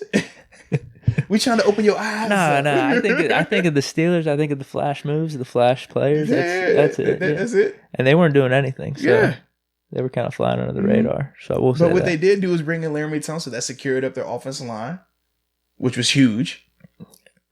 Because remember, going into last season, Deshaun Watson was one of the most hit quarterbacks out there. Dude, we definitely need to at some point before the season, hopefully the season starts, we got to have a board of just like, all right, I'm taking Brady Brees stats versus Watson. Okay. Like, we got to have that so we could look back and be like, is that what it is? All right, what's the tally here? Because I feel strong about all my takes. And that's fine, bro. That's fine. I'm just saying, out of those 3, only one of them won a playoff game last year. You can't be going strictly off 1 year, dude. Well, we're living in the now. Brady has. I can't live in the Brady past. has 6 rings. I can't. Brees live in the has past. a ring. So we're living in the past. No, I'm not. Because that's what you just said. They proved to be solid. Who won a ring this year? They proved to be solid this year. Did any of those guys win a ring this year? Mahomes did. That's why he's our one guy. So did any of those guys that you just named, Brady or Brees, win a ring this year? No, but did they win a playoff game this year? They're in the mix, though. Did they win a playoff game They're always in the mix. They're the reason you're in the mix. They ain't making any noise. They won and done. They just like Buffalo did. According to you, gonna make no noise. It's 1 year. It's an outlier year. It's an outlier year. No noise. It's an outlier year. Make no noise. What you talking about, man? Come on, living in the past. Come on, bro. I'm taking those 2. All right. So what's the rest of your list here? So you didn't say you're 5 yet. You said Brady and Brees. Okay, so you said Mahomes 1, Russell 2, Lamar 3. Brady and then Brees, or Brees and then Brady? Sure, I'd pick Brady over Brees in a vacuum. So yes, they have the same contracts. All right, and Brady's gonna play longer. Okay. So for me, man, I said Mahomes. I was kind of torn between Lamar and Russell. I erred with Lamar just because the contract situation was a lot cheaper. Right, that was the whole thing on that. Yeah, because with Wilson's count for 35. He's the reason you're always in it, and you got your guy, and he's young. Mm-hmm. So I have Lamar at 2, Wilson at 3. My 4 is where I differed a little bit. I'm sure. No, so for me, I had Deshaun as my 5. Okay, but my 4. You're thinking Burrow? No, I actually wasn't, man. I probably do have Burrow in my top 10 somewhere. This is the thing. I don't want to say. I liked Aaron Rodgers, right? But then I was like, just because of right now with Dak Prescott's contract. What? I just felt so slimy because I'm like. You've putting Dak in the top 5. I am. Just why? Because, man. You're paying him 30 million right now? Right now, he just signed a franchise tag. What's his tag? 30 something, right? No, is it 30? It's gotta be. I thought so. Hold on, let me look. Because that was my thing. I'm like, I still feel like until he gets the deal done, which he will though. He gets the deal done, whatever the cap hit. 33? So once he gets the deal offered the contract. Right. He doesn't sign it. He hasn't signed it yet. Where the hell is this franchise? Didn't he sign the tag? He hasn't signed it yet, I don't think. I think they offered it to him. Exclusive tag. It's saying between 33 and 34. Yeah. What is this? Exclusive tag versus non-exclusive? I'm assuming they have an exclusive. Yeah, exclusive franchise tag. So 33 and 34 between those two numbers. But for me, when we talked about the quarterback play, right, we say that that's the going rate, right? The 30 is the average rate. You know, for Dak, you have him for the next 4 to 5 years, depending on how long his contract, whenever they do sign the deal, because he's not going to play under the franchise tag. They're going to have to get the deal done. And I do think they will. Right. But if that's the going rate for quarterbacks and he's still super young, you know that's their guy. You have the talent around him. Wait, why wouldn't you put Baker in the top 5 then? Why wouldn't I? Because I think that when you look at the teams, I think the Cowboys have the better overall team, the better coach in place in Mike McCarthy, and I think they're going to have a lot more success. Whereas with Baker, he's about to deal with another new coach, another new culture shift. That's a lot to deal with. That's why he shouldn't be 10. No, I think that's why he is 10. If he was in a stable situation, he would be in the top 5. He would be 5, 6. But when you're dealing with that much turmoil, that much fluctuation and stuff around him, I don't like that. Whereas for Dak, he already has his number 1 receiver locked up in Amari Cooper. He has Zeke locked up. He has that offensive line. They have that defense. They just brought in Alden Smith, who we talked about could be, I mean, he was a freak when he was playing on a super cheap deal. Dude, I can't believe Dak's in the top 5. But bro, why not? He's 4. You have him 4. I have him 4. I have him over Deshaun. Why? If they're because we talked about the Texans roster. The Texans roster is kind of incomplete right now, man. How much of it is about team though, as opposed to? I think a lot of it goes to team. If I have my guy, that's what you said, right? I have my guy. Right, man. And Dak is their guy. He has their guy. He's their guy, and he's under contract. I'd rather have about 5, 6, 7, 8 other guys than Dak. Who? Brady, Brees, Ben. But how? This is with the contracts. I'll even take the contracts. Stafford, probably Cam. Okay. Depending on, we got to see what he gets. We got to see what Cam gets. Cam and Jameis, probably, depending on their contracts. Okay. Let's see who else.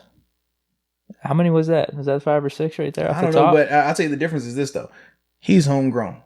In terms of Deshaun Watson too. But this is my thing. In terms of the continuity, in terms of the drafted there, in terms of understanding the culture, him setting the culture, him leading the wave, it's hard to just replace that. It's hard to just, this guy's more talented. Let's throw him on this roster. We talked about it in Cleveland, right? Crazy talent, right? Crazy talent. But if it's not gelling, if it doesn't blend, it does not matter. You can bring in all the talented guys you want to. I was a part of Buffalo. We were bringing in talented guys every year. Bring that guy in, man, paying whatever. Bring that guy in, paying whatever. If the culture isn't set the right way, if the guys aren't buying into it, it doesn't matter. Right now in Dallas, Dak is the guy. He leads them. He makes he's the gel. He's the good guy. Hey, man, we got this. We can do it just like that, like that. Hand the ball off to Zeke. I'm going to throw it to Mark. We're going to make it work. And it's been working. That amount of money, dude. It's been working. You said it yourself. What was his numbers this year? Whenever we were talking about versus Baker. You said it yourself. No, versus you said it Baker. yourself. No. I was explaining why there wasn't as much negative feedback. His numbers weren't good this year. I mean, they were nice for fantasy. They were nice in real life too. If I'm a GM though and I'm paying money, I don't know, man. I don't know. I know what I saw. Exactly. I can't unsee it. You see it, man. He bought out. Eagles game choke when the NFC East was on the line. That's what I saw. That was against Carson Wentz. You said Carson Wentz is a beast. I mean, he's top 10. I don't feel... This is the funniest thing. I don't feel that strongly about Wentz. He's better than Dak, though. I'll tell you that. Hey, man. And I would take him... Actually, that's another name. Who's had more success? Dude, that's another name. Tell me. He's better than Dak. Who's had more success? I don't know. It's not close. It's Dak. Team success. Who's had more success on the field? Granted, Wentz was a Super Bowl champ. Yeah. Dude, I mean, come on. He was going to... Him and Ben got rings. Who? I said he got a ring. Ben got a ring. Ben got 2 rings. He got a ring. So he's in the same vein, right? Carson Wentz was borderline MVP the one season. Dak Prescott is nowhere close to an MVP. It's hard to say he was borderline MVP when he didn't get it. You know he was going to win if he got a pat on the back. Hey, man, that a boy. You almost had it. Oh, maybe better next time. That's the difference between the two right there. It's cool, man. That's it. Hey, if you want to point to the numbers being the same, the teams being similar, whatever. One is accounted for a lot more playoff success. One is accounted for a lot more team success in terms of wins. And that's not Wentz. That's what I'm saying, bro. I'm sure if Wentz was in Dallas, it'd be a different story. Hey, we'll never know. We won't. You're right. We will never know. But I mean, Wentz didn't get to play out that Super Bowl year either because that was a good ass Philadelphia team. That was good for him that he didn't get to play because he would have been the reason why they lost or something. He ain't Nick Foles. Nick Foles got Super Bowl MVP. Not a lot of quarterbacks got Super Bowl MVPs. Foles does have a weird thing in the playoffs where it just clicks for him. I don't know how. There's not a lot of quarterbacks that have Super Bowl MVPs. You know that.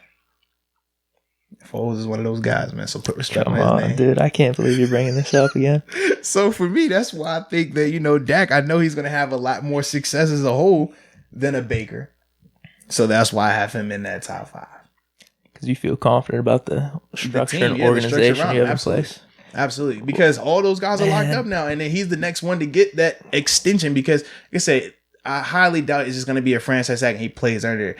I think they're going to get the deal done. It makes the most sense for both sides. He doesn't want to put on a 1-year deal. Obviously, he would love to get the free agency if he could do that, but you want to get locked up where you're at. And for the Cowboys, they don't want that dude to go out there pulling that franchise tag and he go crazy like Kirk Cousins did. Remember the 2 years he did that? And now it'll push you where like, man, we can't afford this no more. So. I told you 7 or 8 names. There might be even 9 or 10. I'd take over him. But that's cool, bro. That's cool. The difference is this guy was drafted there. And GMs, they like to keep the guys they drafted, especially a 4th rounder like Dak. It's like, man, I found that. That's my guy. You need more revolutionary GMs because, I mean, McVay fell entrapped with that with Goff. You're paying that money with him. Well, no, because McVay says that, man, I'm calling these plays. It doesn't matter who's out there. I can make a quarterback. I know if that's the case. That's arrogance. That's what I mean. Pay someone cheaper then. I'm saying that's arrogance though. Belichick's thinking that way too. Yeah, we're gonna find out. We're gonna definitely see what it looks like. I mean, this is a little off track. I can't believe they're not bringing in Cam or Jameis.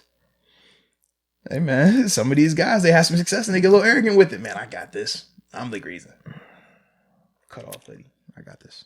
We'll see what happens, dude. It's gonna be interesting. Man. It's gonna be. I mean, please happen this season. It just really needs to happen because this is gonna be a crazy, interesting season. Crazy, dude. Crazy. Burrow getting drafted. Patriots without Brady. Dak contract. The return of 7. Oh yeah, return of 7. Yeah. There's a lot of storylines, man. I don't want to keep going through it. I can't believe I said Dak in the storyline. That's not a storyline at all. Come on, bro. I guess people are going to be talking about that, but I don't even. I'm not that excited about it. How good is Dak? Is Dak a top 10? Is Dak a top 5 guy? No. That's the conversation, though. No. His numbers. You're thinking so, it seems. His numbers say one thing. Come on. What did you say? Numbers, wins, eyeball test. He has numbers. He has the wins. That's 2 of the 3. You combine it. No, you didn't win last year. Bro, he's won more than he's lost in the NFL. He has, yes. What are we talking about then? Eye test is in there too. Yeah, I said he's been dope at 2 of the 3. The eye test is telling me just. so you pick and choose which one holds more weight. Then it's not even. I do. Yes, exactly, dude. You got to. You're funny, bro. You got to when you're out here. You are funny, man. Yeah, I wasn't gonna put Kyler up there just yet, man. I feel like I see that argument though. I mean, he's probably in the top 10, but you're just wondering in terms of contract value, right? Yeah, contract value. But in the back of my mind, I'm still thinking, we sure this is the guy? Right? Are we sure yet? Yeah, I need to see year 2. He's shown flashes. Yep. And I just want you to make sure you judge him the same way you judge all these other quarterbacks who were in year 2. That's all I'm saying. Josh Allen? I'm just saying all the other quarterbacks because you talk to Carson Wentz, Baker Mayfield, all these dudes they have. Wentz has been in the league a while. No, I'm just saying the way you judge guys is the 2-year mark. That's when you really to throw it away or keep it going. Even if a guy has success in year 2, you still I bump that. No. Here's the thing. Wentz had a very similar second year with Lamar Jackson. Okay. I was the same way with Wentz. I was like, all right, you got to prove it over time because how many times has this happened? I do a lot of grading based off of, you're right. We do have Ben as our quarterback. We've had a Hall of Fame QB for how long? So in the back of my mind, I'm always thinking, all right, you did it 1 year, you got to do it for another 4 or 5 years. Yeah. That's all I'm saying. Whatever you say. What do you mean? Because I ain't gonna do that. Please. I want to hear it. No, because I was just thinking to myself, like, you say you did it for 1 year and need to see the next couple of years. And I was thinking, like, under Ben the past couple of years, what big winning have we done thus far? Not his fault. Dude, he's got the pedigree. I know you like pedigree. You like the equity. This is the problem, man. When we had these conversations, it makes me look like I'll be hating on Ben. That's my dog. But it's just funny to me because I like to pick with you about it. I know. Because you'll say that, right? But when it's Carson Wentz versus Josh, I don't know, all these other guys, you don't make that excuse for them. They don't have success. They don't have equity, man. They don't have rings. Equity in the first 2 years, and that's the difference, bro. But we can all agree, Ben first 2 years was not how Ben is now. Let's be real about it. But he's better than all these guys. You knew that a year too, huh? You knew that a year too, huh? Super Bowl champ, dude. Youngest to win it. Stop it, bro. We knew, dude. Time out. It. Oh my God. Steeler fans, hear me out. Well, we all know. We just needed the rookie year. We knew he had the it factor. Everyone knew. I got you, bro. 15-1. Okay. Dude, it was. Okay. You're just like, we got our guy. That's all we needed was 1 year. Okay. I'm trying to think who is thinking that right now. After 1 year, probably. Probably Colts with like Andrew Luck after 1 year. You're funny, man. No, seriously. Colts with Andrew Luck. Who else? So who do you think was more confident after those first 2 years? Charger fans, Giants fans, or Steeler fans? Steeler fans. Why wouldn't we be? Well, because from it played out that way. Because I can tell you from a league-wide standpoint and fan-wide standpoint, not Steeler fan standpoint, everybody viewed Phillip Rivers as the better quarterback. He didn't play his first 2 years, though. But I'm saying people were still viewing him. They thought he was the better guy. No. Yes. Not after 2 years. Dude, no way. He just won a Super Bowl championship. And people said that Ben was carried. No one was saying that. Okay. In Pittsburgh, they weren't. No, dude. He was the reason we beat the Colts, Bengals, and Broncos. He led us there. I'm just simply saying.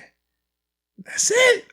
There's no shot in hell anyone would take those two over Ben after the first 2 years. They wouldn't do it now either. They're foolish if they do. All right. I'm with you. I'm just telling you what people say. I just report the news.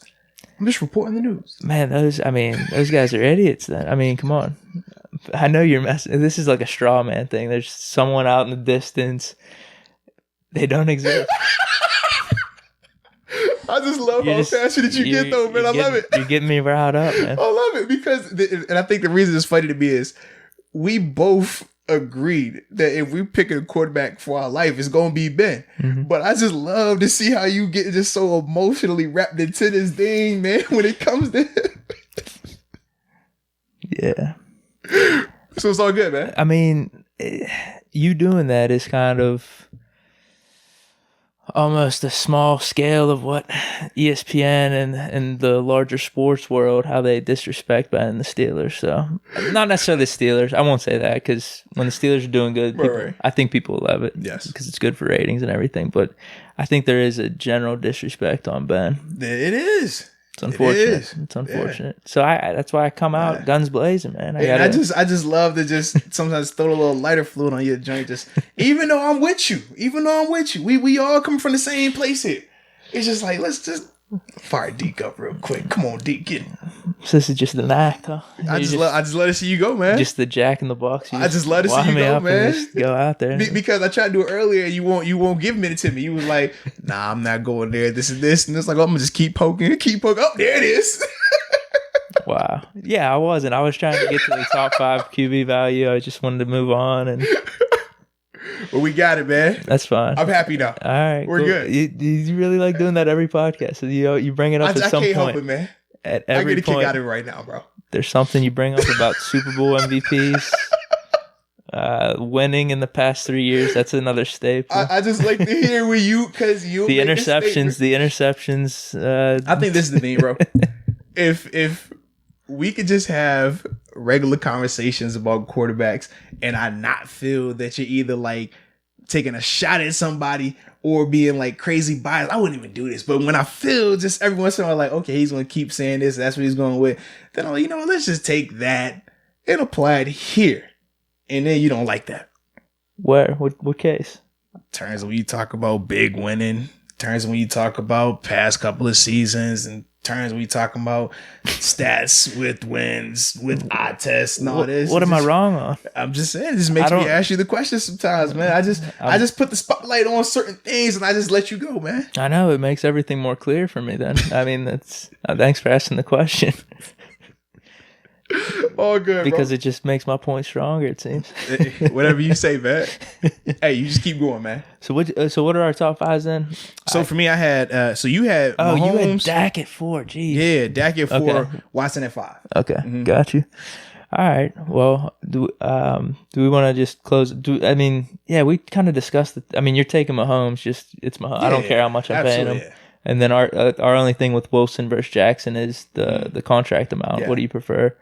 Because Wilson's more proven, has done it longer. Yeah. But Lamar is a lot cheaper. And he's a huge reason up to this point why they've just in it. The Seahawks are always in the mix.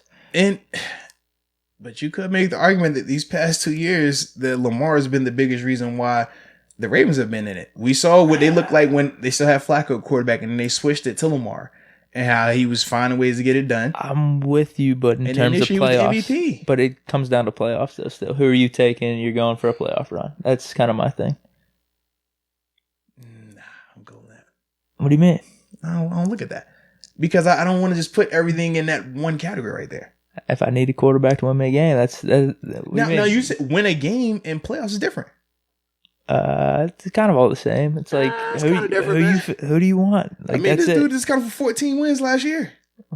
So that's what you get specific and say playoffs because he lost the one game in the playoffs this year, lost one last year. But it's hard to say. Whenever I say one game, I mean that is playoffs. I'm just saying because it's do or die, bro. He 14 wins last year, man. I mean, I got him as my 3. I mean, I'm starting to think now. Should I have Brady and Brees over him? That contract's too good though, so I got to keep Jackson at 3. Yeah. He won MVP last year, so he did, man. I'll keep him there. So we good then, man. We good on that. We are good. Yeah, dude. Do we even need to get into the cornerbacks then? Do you want to save that for another podcast? We can. Cause what time do we got? What? It's like that sometimes, man. It's like that sometimes. An hour 42. Nice. All because of Deke. Well, yeah, we were gonna do top 3 cornerbacks like we did with the top 3 running backs. Like for our legacy save team. That for always our Thursday podcast. We'll say that could be like our thing, a week to week thing, not an every episode thing. Right. So we could say that. Yeah. There's no certainty on. Listen, man. Don't put us in a box. We got the draft coming up too. The virtual draft potentially. Yeah. So we'll have to get mock drafts or something, right? People like that stuff. Hey. We not boxing ourselves in. We do what we do. Oh, we'll do something even above the mock draft. Yeah. I mean, granted, we got to start at round 2. It's a little different. I mean, I saw something the other day where they're like, we feel confident someone's going to fall to us. Someone big time. Well, yeah, but the thing is, it's like... We got Juju in the 3rd round or 2nd round. Yeah, I'm just saying, man. Le'Veon Bell in the 2nd round. All I'm simply saying is mock draft. I mean, we're going to have to go through a whole round. That's all I'm saying. Don't box yourself in. Yeah, I know, but I'm probably just gonna look at other people's mock drafts.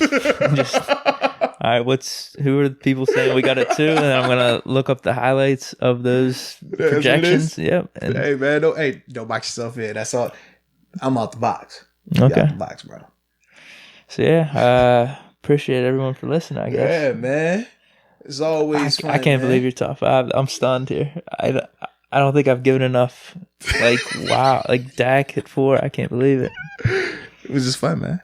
I really don't. I mean, probably people were thinking the same thing with mine, having Brady and Brees, yeah. But I explained it. I mean, I think your fools should go against it.